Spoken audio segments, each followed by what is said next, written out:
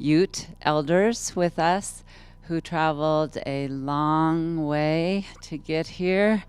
I think they had to get up before sunrise and drive all day to get here. So Perslina, Betty, would you like to come up and just give us a few words of your own history, commentary? We are so lucky to have you here today.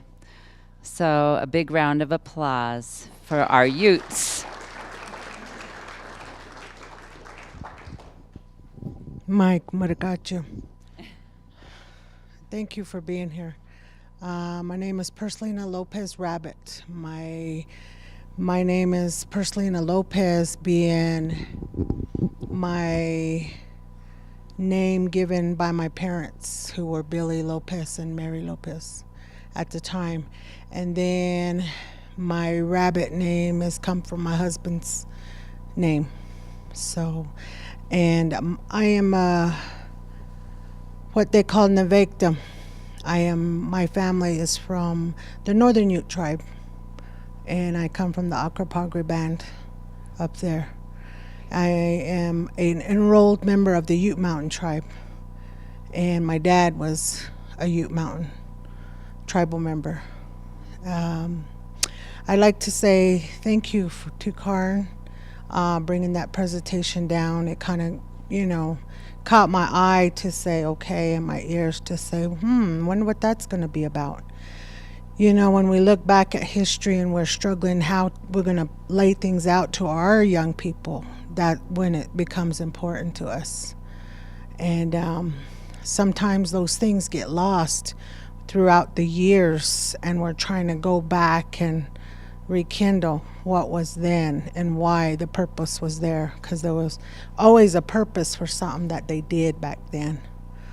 And I'm a mother and a grandmother, and they call my age the new grandmother. So that's what I'm standing here today. I lived in my community for many years. I've had the opportunity to also live in Flagstaff and in Ignacio, Colorado, throughout that area. And to be able to come back to the reservations to serve as a Ute Mountain Tribal Council member, that's what I am today again, second term, and the opportunities that it gives us it's been really interesting. And this is one of the many topics that we continue to try to talk about with our people. And sometimes we struggle with it because those have been all taken from our people. So I want to say thank you, Jeremy, for trying to lay that out, to make that way of a history. We will truly probably never really know the true history of it, but by your science and your investigations and all your illegal things you've done, I want to thank you for that part, because sometimes we have to cross those lines in order to really feel the impact of what it has done to our people. I always tell my people, even though we're going through all this hard time, people, we are indigenous, we are resilient, and we're here to stay. Even though despite, at that time, a time of destruction for our people. And that was one of the teachings that we continue on to carry in our generation, is we have that. Regardless of how times are, our people were here to stay. And I really truly believe that. So when I talk to young people, I let them know that, because that's all they have. They have that. And when they hear it, that's that hope, and their traditions and languages that we have, that's something that we're doing our best to hold on to. We have wonderful people that are elders, they come and help us, teach us again things that we need to know. Yesterday we had the liberty to enjoy a wonderful day with our people. We brought activities on, using the elder committee, the royalty committee that we have down there. And we brought the people together again to a celebration that we celebrate every day of our life, and that's to be Nooch, that's to be Ute. That's who we are every day of our life, is to be that. There's we can't we're not we're how would you say, just because this day has come, Columbus had his intentions and what he was looking for. We welcomed him just like we do today to our people. I say people, and people in anywhere. We greet them that way, to come and be able to come on the reservation, and but we ask, in that respect too. So I'm glad that there's agencies like this, like the Friends of the Eagles Nest Wilderness, the initiative that you have behind that. I want to thank you for the work you've done, the trails and things that you've done. To hear that is good. We have people out there to take care of those things, because what we do at home is a lot of natural stuff we try our best to keep. We just had an early morning run yesterday with the young lady, and her initiative was, she had a cause, and to learn the background of our people used to run all through this nation. They ran, but they ran for reasons. They ran for reasons. But today is a different light. Today we deal with everyday social problems. We run for those reasons too, for health, well-being. That's what her initiatives is, to have a person to have those qualities to continue their life, whether they're dealing with any kind of social things going on in their life, whether it be sexual abuse, sexual assault, all these different horrific things that happen to our people, and what she represents. Today, she's also a part of that, being initiated into that as a runner, as an Eagle Staff carrier for the young people, and that's what she served as.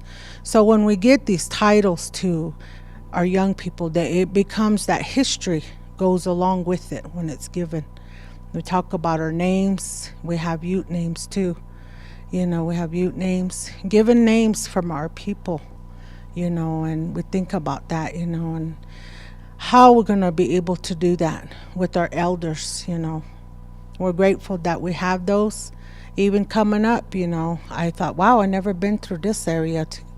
There's a shortcut. I got that lesson this morning, and I won't go to the rest, but it was good. It was pleasant. We don't know what to expect. You go into something new. It's to watch the weather change as it is. You can feel the change as of September 23rd, right in that era. You can feel the era was different. You can feel that. So those notions of when the times are going to change, like she was saying, at one time we didn't have calendars. We go by the seasons of looking at the mountains. That's how we changed everything. Came about to when it was time to be spring and time to be summer. All those different things that we go through in our time of changing. And even as a person, all those qualities too that have a lot of teachings behind it. So what you're doing, it's good to have that nourishment of knowledge. You don't hear that in histories, stories, books, history class. I know we never heard that. And sometimes it's heartening, very disheartening to hear young people say, why am I brown? How come I'm not like the same? Because society has made it that way. When we're in people, we're just people. We're here given a life by the Creator. Whatever denomination a person believes in, we are here. We'll all bleed the same, So I wanted to express that, and I just wanted to come up and see what Karn's initiative is. I heard a little bit about Junior and what his thoughts are, So curiosity comes and brings it our way. And when we talk about it with our people, the initiative to be able to sit at the table at different times is that's that time now. That time is here. We as the people to be able to stand on our own, to know that where our voices can be heard, just like any other things that goes on in this nation, that's what's happening too. But we're settled people. We take a step back, we look and observe what's happening here, without out of due respect, of your little organization that you have. To hear the initiatives that, this organization has and the way it wants to perceive and how the opportunities they are taken care of too. I want good things for you too, So all, I like to say is we want good things too for our people. So on behalf of the Ute Mountain tribe, the people, the different Ute tribes, nations, I want to just thank you for that much of it. And we'll look forward to where we're going to go, what's going to happen, collaboration, coming to tables, to listen to the people, We want that same opportunity too. So we can set it right, so we can continue to live our lives where we're at, where we were set, where they put us at, because we're here to stay. So I just want to thank you, and thank you people for coming, for being of this area, beautiful country up here. And people, you guys are stewarding this area, it's beautiful. Even though we got all kinds of things going on and a lot of new roads, it's good to see that too, because our areas are growing. So I just wanted to say that in a good way. So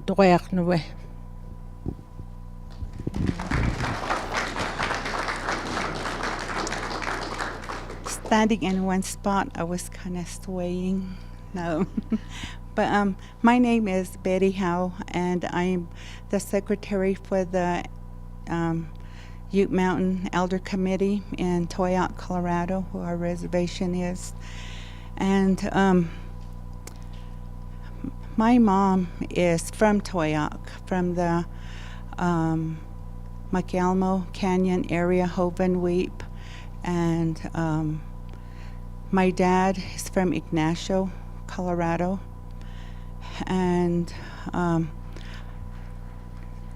it's good to hear stories like this. I say story because we weren't there to witness it, but to have people to go out and study and go observe, to do surveys and stuff, you bring out the truth, or something to the people that once lived here. We know from our past stories from our elders that we did exist, that we did live here in the Rocky Mountains. We hear stories from our elders about campfire sites. We hear stories about our elders being buried here in the mountains. And to have, been moved down to our location now, it's to our people, it's not what if they were still alive, it's not what they would have expected, to how they would have wanted to live, from the mountains to the plains to the desert. And but they're gone, but their stories carry on. And one of the stories, every day when we're going to Cortez from Toyac, you see Teepee Mountain. And I think about the elders and their stories when they were young. And they had sheep. And I say, you had sheep, the mountain sheep. They ate that. And the deer, elk, rabbit, porcupine, whatever. And they ate that. And going back to this Gore Range, when I heard about it, I work at the, our office is in the Elder Center in Toyac, and the Ute name for that center is Nanpwiju Gan, and it's written on our outside of our building. That means the old people's home and the old people's house. So anyhow, when I got the story about this, I talked to them about it. That I'm going to say a few in Ute, because I'm thinking Ute too. So we this repga, mudagaj, gach a with them repga, and wasga do asti you do the vupuedo, do pupa munuju, kaniapaga, va gab yakabuti, kawasa, dress do asti was mu, dio mu, gucci mu, pakapagam, when nujit go away. Was to pakapagam pa vantamu nanuji the gun root back was I root the gun root ya pachobat me the cup sagaikoka was so my gan unipaga yen wagai mu gucci dio manoctor stuck rubbers when nuji the cup the canapa was near pugak wayas neava was wasagam ru wasaga upane wasaga subai puga was then nuna usni are me pugan was ava today muga beniketem putchugudum ruvate amuska maike upsuk ru nega puk ruyan panakav uru amus astike upsuk ned back ru nu ne Shining Mountain nega tune qua tư ai ra ne muragaje upana ru sumaik ja wites nur vupgap rapga vachen nur vup rapgat ka mamusa uvat sumaike mamus putchuk ek nuji pamen napgat muragavian chat the vupa the we rapgat bamen it's Colorado negapagat negat ava venam nika ichatave marasu neyak upsuk ned batru panagava. What I just said was there was once a man that came here. He was not a very good man, and his intentions were to take that gorge and take it upon himself, and he wanted that. So he did. His intentions were to starve the Ute people that lived there. And he succeeded in some ways, and we had to move to a place, an area where we could find food and shelter and safety, where we could settle and reside. But we were hunter-gatherers, and that's what kind of people we were. We lived in the Rocky Mountains, and that's where our home was. So, and now today, you're asking, or you're telling, or you're letting people know about this change that you want to rename that gorge back to the name it originally was. And that was Shining Mountain. And it's good that we have people here today that are, they're not Ute. You're not Ute, but your heart is there, that you see that once we roamed this area, once we lived here. I was telling Ernest that when we'd come from Glenwood Springs, my mother, I drive her up, and she said, right here and up that mountain, a lady, she fell on her knee. And so when they traveled over they stopped because she fell on her knee. And that trail's name is Dog But Fall on Your Knee Trail. So we've got trails all over in Colorado. The mountains, they have names. The rivers coming up, I was thinking, gosh, the Utes probably know. This probably was a camp of Utes lived along this area. And I said, brr, when it was snowing, I said, it must have been so cold. But when you live there, wouldn't be cold. And I said, gosh, how the times are so different from the past to the present. We couldn't survive. I couldn't without the running water. And here I am, 65 years old, and I live in this Maraga world, the white man world. What if I lived way back then? I would have to go draw water from the river and cook there in the camp. And, it would be such a different life. But I just want to say thank you, Tagoyak, that your interest in this. I'm thanking you from my heart, and I speak for the elders of our community that you are, seeing this from the past to the present.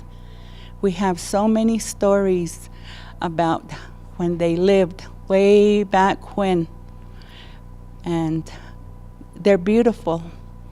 And I kick myself for not listening to my mother's stories, but there's so many that they've passed with the elders, and we have very few.